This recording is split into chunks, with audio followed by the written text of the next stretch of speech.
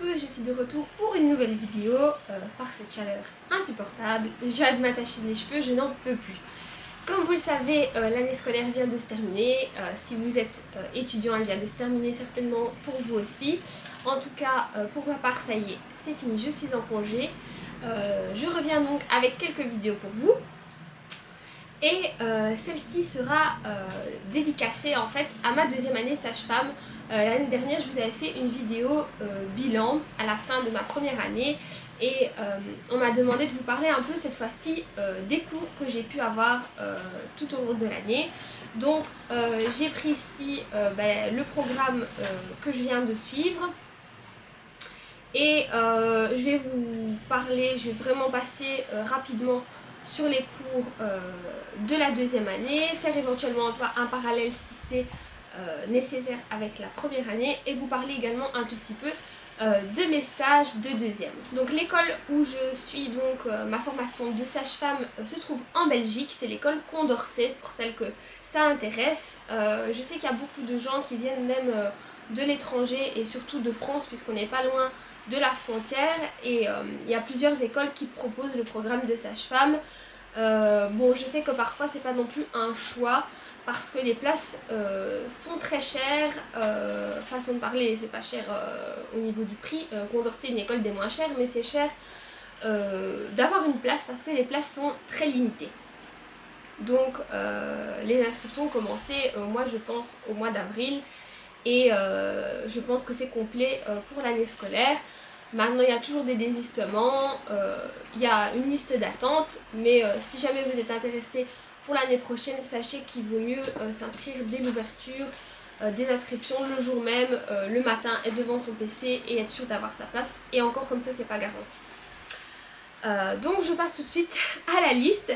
Donc à la haute école Condorcet, c'est ce programme-là. Maintenant, d'une école à l'autre, les cours ne sont pas exactement les mêmes. J'avais déjà comparé, mais bien sûr, c'est assez similaire.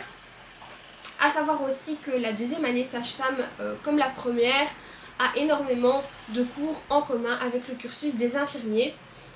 On se spécialise vraiment à partir de la troisième année, même si dès la première, on a quelques cours qui sont très spécifiques à notre profession. La première unité, c'est donc recherche et éducation. Donc je vous en avais aussi certainement parlé l'année passée. En 2 mots, vous avez des unités où plusieurs cours sont regroupés. Ça peut changer d'ici l'année prochaine, mais vous devez avoir 50% à l'unité. Donc si un des 2 cours est éventuellement un petit peu en dessous de la moyenne, vous pouvez toujours vous rattraper grâce à ça. C'est donc éducation à la santé et méthodologie de la recherche. Donc c'est 2 cours que j'avais déjà en première année. Éducation à la santé, donc je ne vais pas vous faire un dessin, c'est comment mener une action d'éducation à la santé et qu'est-ce que c'est. Donc un cours assez théorique. Et méthodologie de la recherche, c'est un cours qu'on avait déjà en première aussi et qui nous prépare à la rédaction de notre TFE qu'on va commencer déjà l'année prochaine. La deuxième unité, c'est soins infirmiers, chirurgie, médecine et salle d'opération. C'est un cours théorique, donc celui-là, il était donné dans le premier quadrimestre et il se divisait entre médecine et chirurgie. Donc pour ces cours-là de médecine et de chirurgie, ça se rapporte énormément à nos cours pratiques. Donc c'est les mêmes professeurs en fait. Donc on a le cours théorique, le cours pratique. On a vu tout ce qui était les prises de sang, l'hypodermoclyse, le sondage urinaire, la stomathérapie, tout ce qui est sondage gastrique, etc. Donc c'est tout ce qui est en médecine générale et en chirurgie pour nous préparer au stage. Au deuxième quadrille, nous avons le même intitulé de cours et cette fois-ci c'était plus axé sur la salle d'op. Donc la mobilisation du patient, l'anesthésie, les sutures, le matériel, l'organisation du bloc opératoire, etc. Bon là c'est un peu moins axé sur la sage-femme, mais à savoir qu'en troisième année sage-femme, nous avons un stage au bloc opératoire. On peut être aussi intervenir, enfin voilà, il y a des césariennes, il y a des opérations gynécologiques, on peut avoir notre place aussi dans ce contexte-là, donc il ne faut pas l'oublier.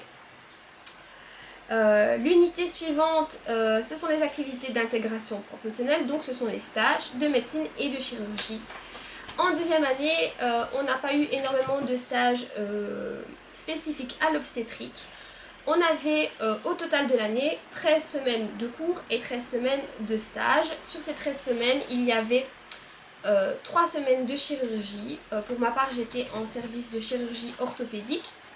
Et 2 fois 2 semaines de stage en médecine, où là j'ai eu 2 semaines de gériatrie et 2 semaines dans un service d'unité de diagnostic complété par moitié de service de psychiatrie.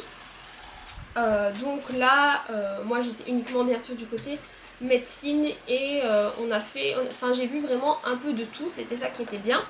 Et en gériatrie, bon là ça s'éloigne assez de la profession, mais bon, il y a d'autres soins que j'ai pu voir, ne serait-ce qu'au début, puisque ce stage-là je l'ai fait en début d'année, tout ce qui était prise de sang, etc. C'est un bon moyen pour nous de nous entraîner, faire une prise de sang à une personne âgée ou jeune, le principe reste le même, pareil pour tout ce qui est sondage urinaire, l'appareil gastrique, etc. L'unité suivante, elle est beaucoup plus spécifique à notre section, c'est les fondamentaux d'obstétrique avec labo clinique d'obstétrique. C'est pas un cours pratique, c'est bien un cours théorique, mais qui se rapporte par exemple à tout ce qui est l'accouchement, l'instrumentation, les soins vulvaires, l'allaitement maternel, le monitoring, l'épisiotomie, tout ce qui est vraiment spécifique à l'accouchement en lui-même. Et on avait aussi un gros cours, malheureusement qu'on a eu un peu en retard parce que le professeur qui devait nous donner ce cours a été souffrante. Donc c'est vraiment un cours que j'aurais bien voulu avoir avant mon stage d'obstétrique et malheureusement c'était pas le cas. C'est le cours de grossesse, accouchement, suite de couches. Donc vraiment de A à Z, tous les mécanismes de la grossesse, du début à la fin de la grossesse, et tous les mécanismes de l'accouchement et des suites de couches. Donc c'était vraiment, je pense, le cours qui va le plus nous servir pour l'année prochaine. Et donc on a eu juste après les stages de maternité. Maintenant moi j'ai eu mes stages en première partie d'année, d'autres filles ont eu la chance de partir en stage plus tard, mais je pense qu'on en apprend aussi beaucoup sur le terrain, donc c'est aussi intéressant. Maintenant on se fait peut-être passer un peu plus pour... voilà, on débarque, on sait pas trop ce qu'il en est. Maintenant mon stage d'obstétrique, je vais vous en parler juste après, c'était pas en salle d'accouchement, donc c'était beaucoup plus cool à ce niveau-là. L'unité suivante, c'est donc le stage obstétrique qui s'appelle Activité d'intégration professionnelle et séminaire mère-enfant obstétrique. Donc c'était un stage de 4 semaines en postpartum. Pour ma part, j'ai été 2 fois 2 semaines avec les 2 semaines de gériatrie au milieu. Donc je suis partie, je suis revenue. Un stage de postpartum qui s'est assez bien passé pour ma part. J'ai vraiment bien aimé le service dans lequel j'étais. C'était une petite maternité, donc vraiment où on avait peu de patientes, on était plusieurs étudiantes en même temps, donc on a pu s'occuper des patientes de façon vraiment personnalisée, prendre le temps. J'ai vraiment beaucoup aimé. Un peu déçue bien sûr de ne pas avoir eu de stage en salle de naissance, puisqu'il y a beaucoup d'écoles qui envoient leurs élèves en salle de naissance dès la 2e année. Je pense que c'est assez compliqué pour les écoles de trouver de la place pour nous. Et voilà, ici les 4 semaines étaient dédicacées au postpartum. En même temps, je suis contente aussi parce que ça m'a permis de poser beaucoup d'actes au niveau de la prise en charge du postpartum. Je prenais parfois 1 ou 2 patientes la même journée où je m'occupais d'elles de A à Z. Donc c'était vraiment intéressant à ce niveau-là. Je ne sais pas si j'aurai l'occasion de le faire l'année prochaine dans une plus grosse maternité. Et voilà, donc quand je vous parle d'actes, je reviendrai aussi là-dessus juste après. Mais de toute façon, si j'avais assisté à un accouchement, je n'aurais pas pu le comptabiliser, même si ça m'aurait fait très plaisir d'y assister. Et j'ai quand même pu assister à une césarienne. Donc une maman qui a gentiment accepté que j'assiste, et également la gynécologue qui a été très gentille aussi. quand je leur ai expliqué que voilà, j'étais en stage en postpartum, mais que j'aimerais bien assister à une naissance. Elles ont tout de suite accepté, donc je me suis mis dans un petit coin, j'ai regardé, c'était vraiment intéressant et chouette.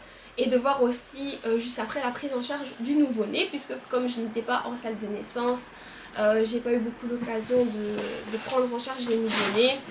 Tout ce qui est prise du poids, le périmètre crânien, donner les vitamines, etc.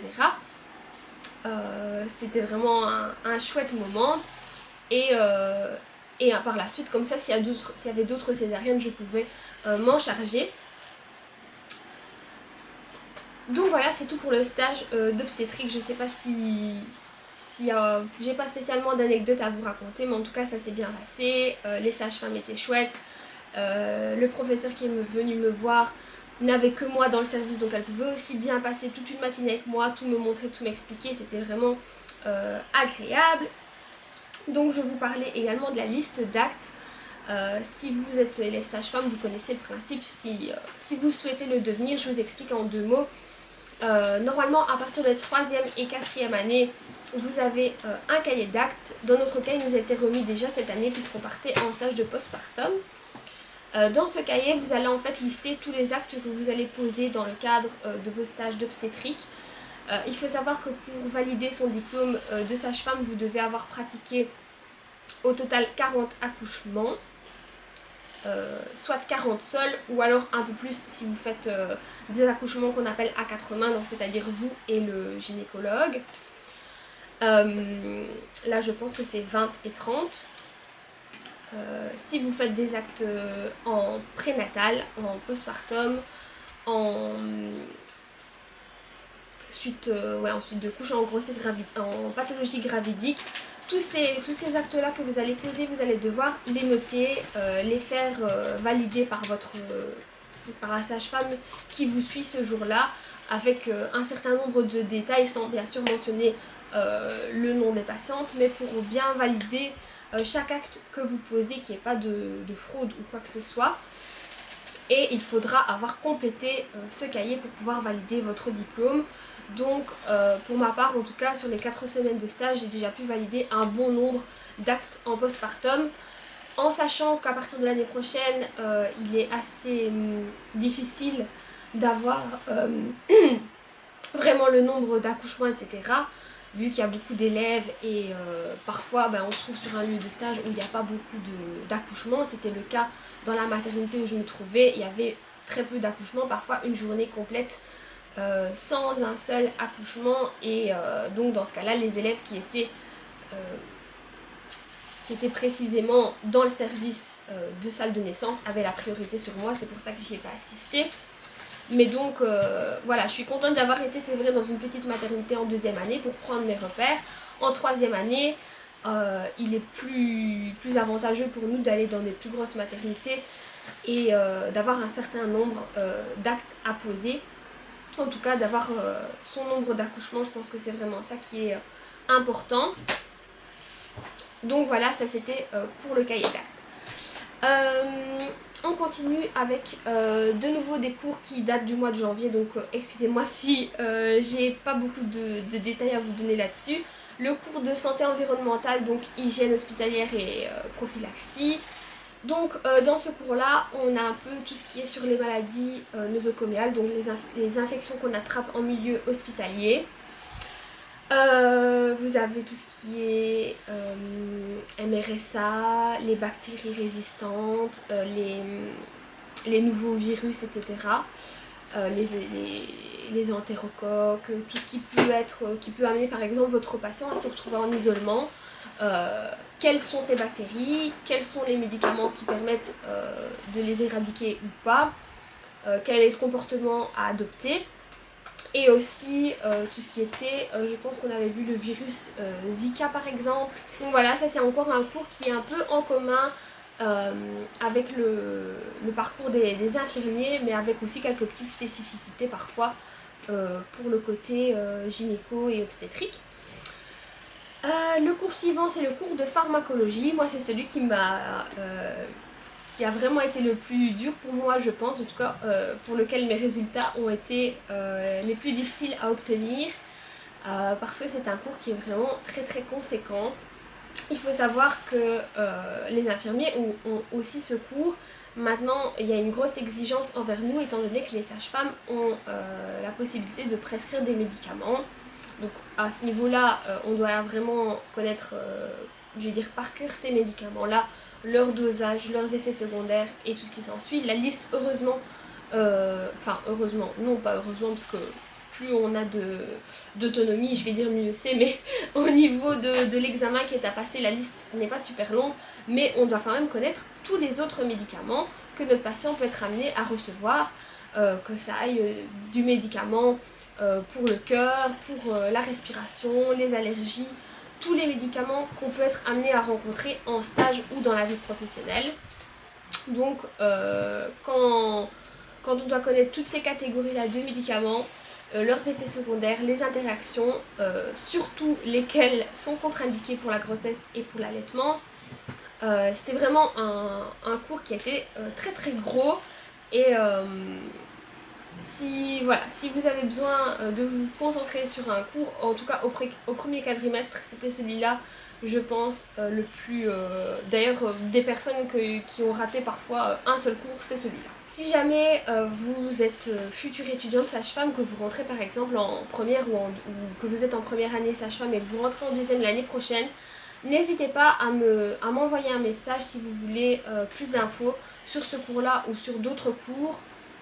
J'y pense notamment pour la pharmaco parce que c'est un cours vraiment très gros et pour lequel il y a beaucoup de théorie. Si vous pouvez avoir des synthèses ou si même vous pouvez tout simplement demander le cours à quelqu'un de votre école, n'hésitez pas à demander le cours à l'avance et à peut-être jeter un œil à l'avance parce que parfois on rentre le 15 septembre, le temps d'avoir tous les cours, on est déjà au mois d'octobre.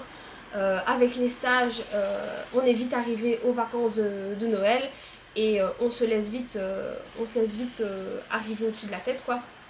Donc si jamais vous avez besoin de jeter un œil à ces cours-là ici pendant les grandes vacances, les vacances d'été, que vous avez envie. En tout cas, moi l'année passée, je sais que j'avais demandé à une élève de deuxième qui passait en troisième de m'envoyer certains cours pour que je puisse y jeter un œil pendant les vacances. Et c'est vrai qu'une fois qu'on a eu le cours, je savais un peu de quoi ça parlait et c'est rentré beaucoup plus facilement. Je poursuis donc avec l'unité suivante. Donc ce sont les pathologies spéciales. De nouveau, vous avez une partie spécifique à l'obstétrique et le reste pas. Ce sont tous des cours qui ont été donnés au mois de... Non, pas tous au mois de janvier. Il y en a eu 2 au mois de janvier et un au mois de juin. On avait la pathogynéco et obstétrique, donc comme son nom l'indique, tout ce qui est...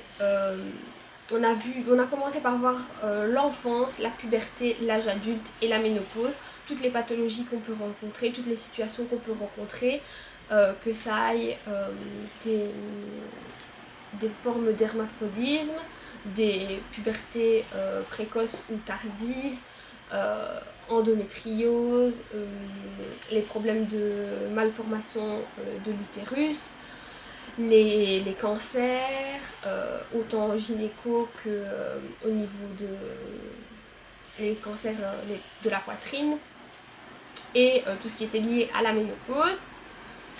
Donc voilà, ça c'était patho gynéco et obstétrique. Ensuite, il y avait aussi tout ce qui est maltraitance, donc les abus sexuels et les mutilations génitales.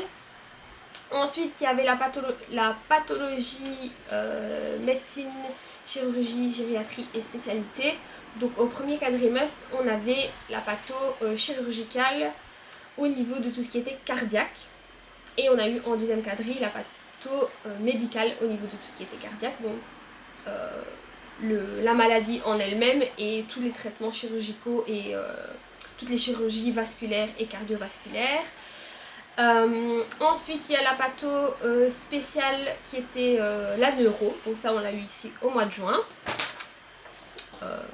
Pour comment vous donner quelques exemples, en fait quand on a le patho spécial, patho médical, c'est quelle est la pathologie, quels sont les symptômes, quelles sont les étiologies, donc d'où vient la maladie, comment on la soigne, etc. Et la patho-chirurgicale, bien sûr, c'est les moyens de l'opérer pour la guérir, quoi. En neurologie, donc on avait quelques rappels aussi sur le système nerveux, puis tout ce qui était les formes d'épilepsie, les paralysies, la sclérose en plaques, la maladie de Parkinson, un peu pour vous donner c'est pas de la gynéco. Ensuite, on avait donc la patho-médicale, donc c'est ce que je vous ai dit, les pathologies cardiaques, mais version med. L'unité suivante, ça concerne la pédiatrie, donc ce sont les fondamentaux pédiatriques. Il y avait une partie, donc la pathologie générale et spéciale en pédiatrie.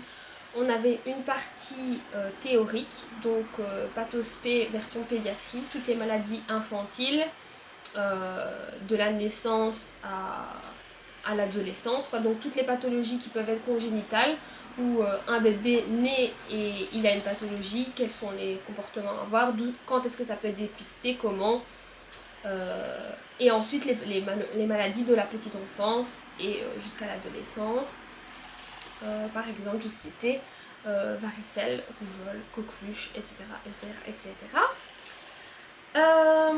Et les soins infirmiers aux nouveau-nés malades, qui se rapportaient un peu plus à la partie pratique. Donc comment gérer un nouveau-né qui est déshydraté, comment gérer un nouveau-né qui est en détresse respiratoire, une méningite, etc. Et toute la partie pratique où là c'était plutôt faire une intramusculaire à un bébé, faire une prise de sang à un bébé, gérer la ponction lombaire, puisque là c'est pas nous qui la faisons bien sûr, c'est le pédiatre, mais on doit assister le pédiatre. Moi j'ai eu à l'examen, je suis tombée sur le sondage gastrique, donc c'est un peu tout ça. On avait la partie théorique et la partie pratique. L'unité suivante, ce sont les fondamentaux radiologiques. Donc là on avait deux parties, la radioprotection qu'on avait déjà en première année, qui cette fois-ci était plus là l'année passée, bon, c'était vraiment qu'est-ce qu'une scintille, qu'est-ce qu'une radio, quand est-ce qu'il y a des rayonnements, qu'est-ce qu'on doit faire par rapport aux patients, etc. Ici donc on avait déjà ces bases là qui étaient posées et on a vu plutôt un aspect pratique, c'est-à-dire comment gérer les déchets médicaux, quels sont les rayonnements auxquels on est exposé dans la vie de tous les jours. Il y avait une partie un peu sur tout ce qui était rayonnement GSM, les rayonnements UV, etc. Il y avait aussi sur la radiopédiatrie et l'imagerie médicale dans le cadre de la grossesse. Voilà, donc c'est un peu tout ça, c'est vraiment un aspect plutôt pratique de la radioprotection. Et nous avions un cours de radiologie et technique d'investigation où là c'était beaucoup plus théorique. C'est-à-dire nous avions un chapitre sur l'échographie, sur la radiologie, sur la tomodensitométrie, donc tout ce qui est scanner, sur l'IRM. Et donc pour le cours de radiologie, on a vu donc les quatre que je vous disais, écho, radio, scanner, IRM et scintille. Là on avait vraiment vu l'aspect plus technique, comment fonctionne l'appareil, comment le corps réagit, quelles sont les images qu'on obtient et comment les interpréter. Donc vraiment plus avec de la physique. Si vous avez eu de la science et de la physique en secondaire, je pense que vous aurez beaucoup plus de facilité dans ce cours que nous. Mais voilà, finalement on y est tout de même arrivé. L'unité suivante, ce sont les sciences humaines et sociales. Donc il y avait le cours d'anthropologie et sociologie, le cours de psychologie générale et clinique. En anthropologie et sociologie, ce qu'on a vu, c'est notamment la sociologie du travail, donc la communication entre les soignants et la communication soignant-soigné, les dysfonctionnements, etc. On a vu un peu quelques notions de sociologie au niveau des indicateurs de santé, etc., qu'on avait vu aussi en éducation à la santé. Les usages du corps au niveau anthropologique et sociologique. Et enfin, on a vu aussi tout ce qui était approche du deuil périnatal et ses spécificités. Et le cours de psychologie, là on a commencé par l'enfance, donc le développement affectif, les théories de l'attachement. Ensuite on a vu aussi la particularité de l'enfant malade, l'adolescence, de nouveau l'adolescent malade, la particularité des grossesses adolescentes et les conséquences, la prise en charge, les causes également, comment est-ce qu'on en arrive à une grossesse adolescente, et l'aspect psychologique de nouveau du deuil périnatal qu'on avait vu donc en anthropo aussi. Ensuite il y a les notions d'informatique, donc là on a eu une partie de rappel au niveau du cours de bureautique qui ici je pense va être maintenant intégré en première année, et ensuite la deuxième partie c'est tout ce qui concerne la e-santé, les systèmes de gestion de données, le fait que voilà, votre médecin traitant va pouvoir encoder des informations, avoir accès à certains dossiers, l'infirmier qui vient vous soigner à la maison également, si vous allez voir un autre spécialiste en privé par exemple, il pourra accéder à ces infos, et si vous êtes hospitalisé dans un hôpital où vous n'avez jamais été en urgence, ils auront également accès à ces informations. Nous, en tant que soignants, on y a accès également, donc comment gérer tout ça, et aussi tout ce qui est gestion des applications santé, le fait qu'on puisse parler avec avoir une consultation avec un médecin via une tablette par exemple. C'était un peu cet aspect-là de l'informatique. Et la dernière unité, c'est une unité de stage, des activités d'intégration professionnelle en psychiatrie. Ça c'était mon tout premier stage, donc on n'avait pas de cours de psychiatrie cette année. On a eu tous les cours l'année dernière, le cours de santé mentale et le cours de pathopsie. Et moi je suis allée dans une unité de double diagnostic, donc c'est-à-dire des patients qui avaient et une pathologie psychiatrique et un retard mental ou des troubles associés. Donc c'était vraiment un service très particulier, mais très intéressant aussi en même temps, puisque on peut avoir très bien une patiente avec un retard mental qui se retrouve enceinte et devoir gérer sa grossesse et son accouchement. Donc ici ce n'était pas le cas dans cette unité, mais c'était une façon aussi d'approcher quelque chose de très différent, puisque voilà, il y avait des unités dans cet hôpital où on avait par exemple des patients dépressifs, des patients avec des addictions, bien sûr des unités d'Alzheimer, etc. où en tant que sage-femme on a un peu moins notre place, mais voilà, c'est une façon d'aborder un peu la psychiatrie. Et c'était un stage pour moi qui était assez intéressant également. Donc voilà, j'ai fait le tour de tous les cours qu'on a eu cette année. J'espère que c'était intéressant pour vous d'avoir quelques mots d'infos, parce que c'est vrai que parfois les intitulés des cours ne sont pas très très parlants. Pour ma part, c'était une année un peu décisive, puisque voilà, j'ai déjà choisi le cursus de sage-femme. C'était un peu tard pour changer, mais c'était la première fois que j'avais vraiment ce contact avec la maternité et l'obstétrique, où je me suis vraiment beaucoup plu, même si tous mes stages se sont très bien passés, j'ai eu un très bon accueil partout. J'ai vraiment bien aimé le contact avec les patients, et j'ai gagné aussi beaucoup de respect pour ceux qui font le métier d'infirmier, puisque la majorité de mes stages étaient donc en milieu infirmier. Voilà, franchement c'est quelque chose que j'ai beaucoup admiré, que j'ai pas dû